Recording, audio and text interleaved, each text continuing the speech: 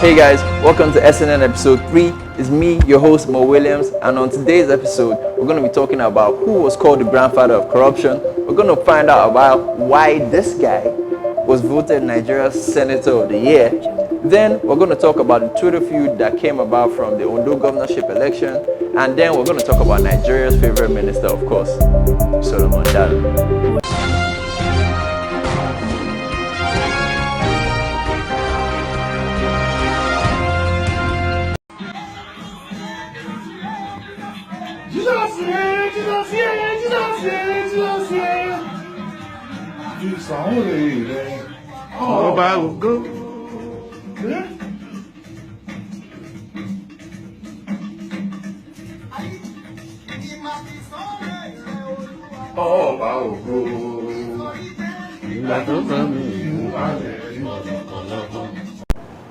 Wow, the dude in this video is not only a Nigerian senator, but according to the National Assembly Press Corps, he's the best senator that we've got.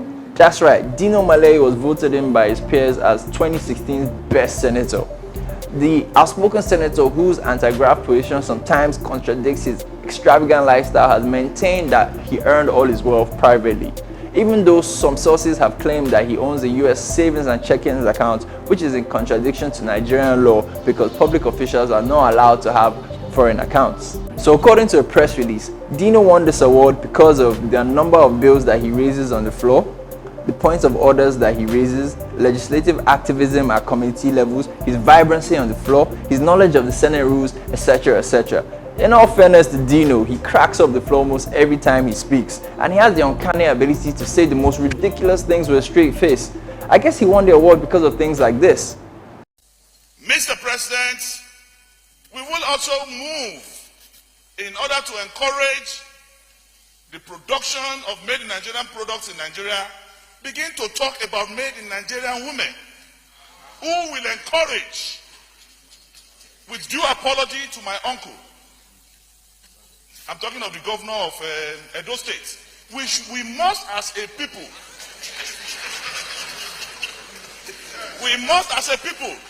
stop paying dowries in dollars and pounds. And stuff like this. Mr. President, how can Bature, that is to say Oyibo, what I'm saying is a white man, how will he go and implement this type of program in Aguleri or Umuleri? How will he even pronounce a name like Okokomiko? How will he identify a name like Akpabio? And things like this. Mr. President, if we speak the truth, we will die. If we lie, we will die. So I have chosen to speak the truth and die. Mr. President. And of course, this.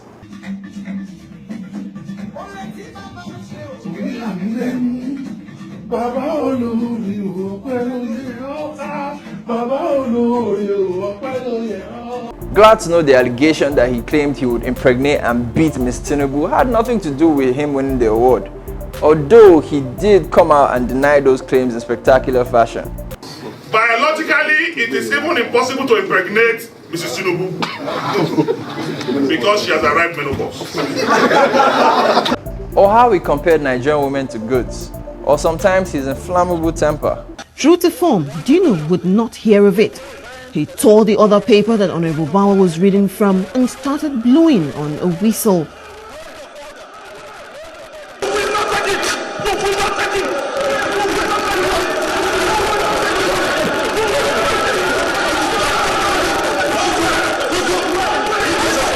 So before we all get upset and complain about this person winning Senator of the Year, we have to admit this story does sound familiar.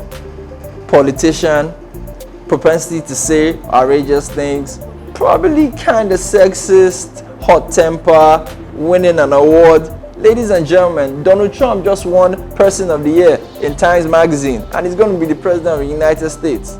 What I'm trying to say is that crap happens everywhere.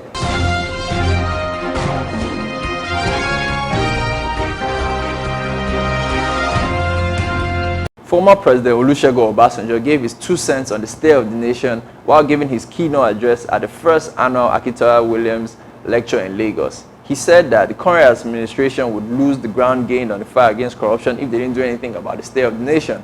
He also supported the acts against the allegedly corrupt judges, claiming that it was necessary because the NJC wouldn't do anything about it, even though he did express his reservation on how the raids were carried out. He also had words for the legislature. He claimed that the National Assembly was more corrupt and stunk more than the judiciary.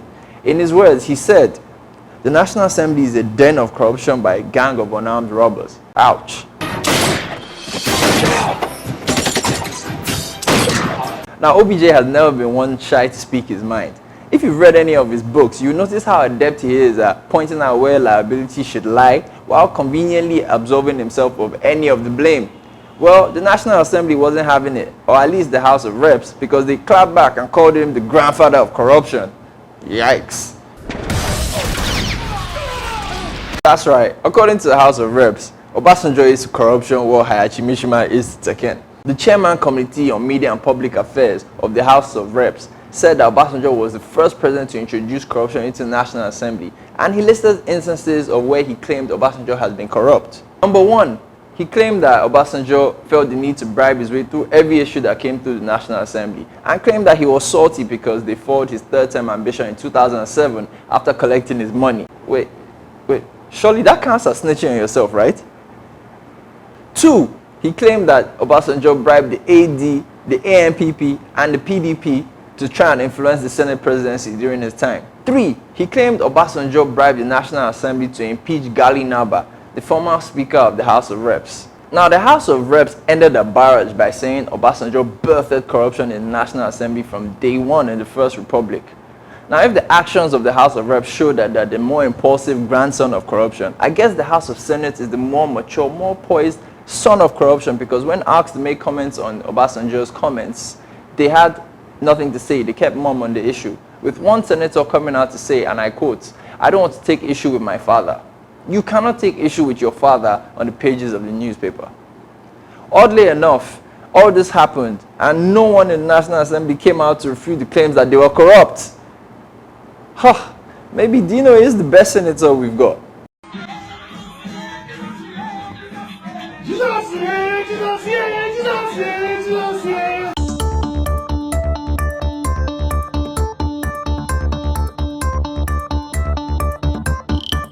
So how does a master's holder from Harvard and a Cambridge alumni settle their disputes?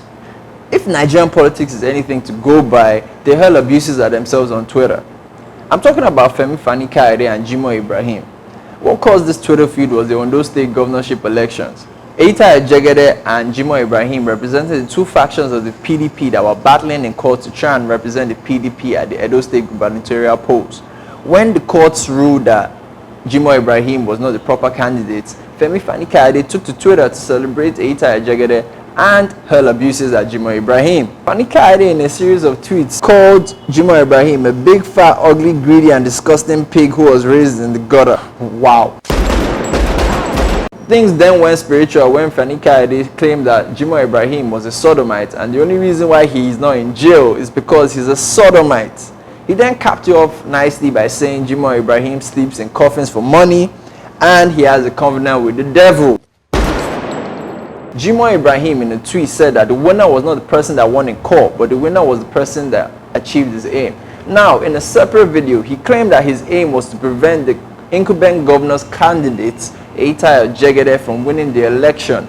And if that was truly his aim, then I guess he was kind of successful, because the court ruled that Eitai Ejegede was a proper candidate only 2 days before the election, and the PDP did not get an extension of time to campaign properly. So I guess he kind of won the battle he claimed he was trying to win, I guess. Jimoh Ibrahim then in a tweet said he would not demystify himself by replying Femi FaniKayode. Although in the same tweet he did say that Femi FaniKayode would dance makosa for anyone that would give him money.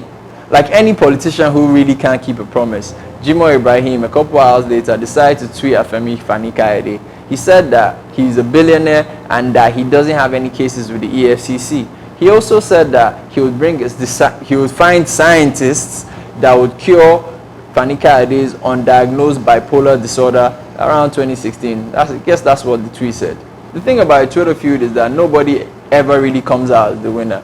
Because while you guys are going back and forth, everybody else is just watching you with popcorn like, dishonor on your whole family. Make a note of this. Dishonor on you, dishonor on your car. Dishonor to your wife, dishonor to your kids, and dishonor to everyone you probably know. Can you imagine being the son of, say, Jimoh Ibrahim and going to school the next day? Kids are terrible people, you know, because this is all they're going to be talking about. Anything that he does, they're just going to be like, ha ha ha, your dad lives in a coffin.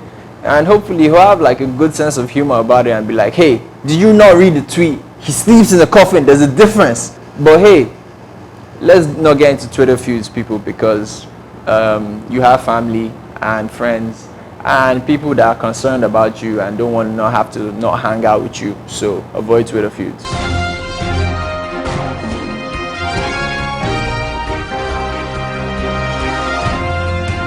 The Super Falcons just beat Cameroon and won the 2016 edition of the African Cup of Nations Women Edition. The joint soon turned to embarrassment because the team has not received 28 million naira in bonuses that they were promised during the tournament, and they refused to leave the hotel in Abuja as a result. Then enter Solomon Dalun. The Minister of Sports and Youth Development in Nigeria said that the reason why they've not been paid is because they didn't think they would win the tournament. Really? Really? You didn't expect the defending champions to win a tournament that they've won 8 times before? I'm sure he thinks Antoine Griezmann will probably win the Ballon d'Or. This dude is as bright as a black crayon. Why can't you just say you don't have the money? This is the same dude that went on Umbrella FM to compare the Paralympic team with the Olympic team. And he tried to make a case that you don't need training or good preparation to win competitions, that all you need is a winning mentality. He claimed that the Paralympic team and the Olympic team trained under the same conditions, but the Olympic team didn't do well and the Paralympic team did great. And he said that that was justification to show that you don't need a lot of training. I mean, what does that even mean? Like, you can't just will yourself to win stuff. If you don't practice, then good things won't happen. For instance, check this out. Yes.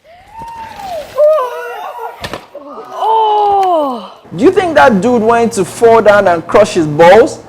No, he needed more practice. This is the same dude that said it was not the business of the ministry that the under-23 team was stuck in the USA and trying to get to Rio during the Olympics. One thing I can say about Solomon Dalun is that he's consistent. And what I mean by that is that he's consistently giving you nonsense if you put a mic in front of him. Now, this is a story we should all follow until these girls get paid, because they've worked hard and they've earned their money. I wish I could say the same thing for the sports ministry, but hey, that's a story for another day. Hey guys, thank you for watching to the end. Please like and subscribe to the YouTube page, and if you want to follow me on Twitter, it's in the description box. And keep watching this space because I'm going to do other things with social media. But keep watching. And don't forget to subscribe.